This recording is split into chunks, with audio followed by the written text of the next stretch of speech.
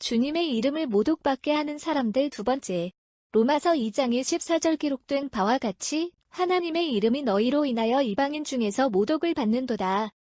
하나님의 백성이라면 삶의 최고의 목표는 하나님께 영광을 돌리는 것입니다. 그런데 모순되게도 하나님의 영광을 가리고 하나님의 이름이 이방인들로 하여금 모독을 받게 하는 사람은 다름 아닌 하나님의 백성들이라는 사실입니다.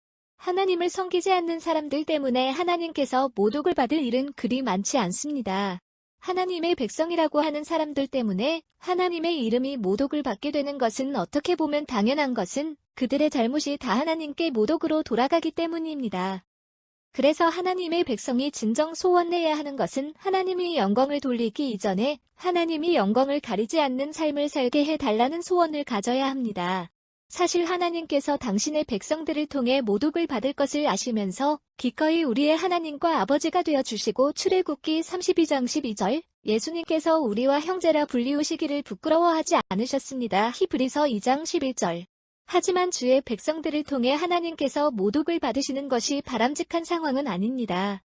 사도 바울은 로마서 2장 14절에 기록된 바와 같이 하나님의 이름이 너희로 인하여 이방인 중에서 모독을 받는도다라고 하며 특별히 유대인들을 책망하고 있습니다.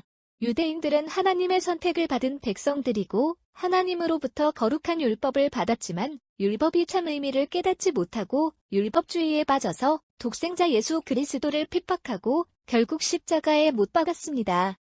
마치 알라를 가장 위한다고 하는 이슬람제 국주의자이지들이 온 사람들로 하여금 알라의 이름을 모독당하게 하는 것처럼 하나님을 가장 사랑한다고 하는 유대인들이 하나님의 이름이 모독받게 합니다.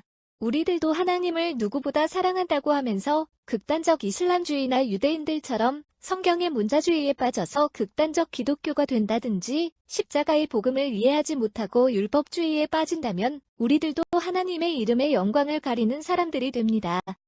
부디 우리 자신으로 인해 하나님의 이름이 세상 사람들로부터 모독을 받지 않는 삶을 사십시오. 그 이후에 더 나아가 하나님께 영광을 돌리는 삶을 사시길 축복합니다.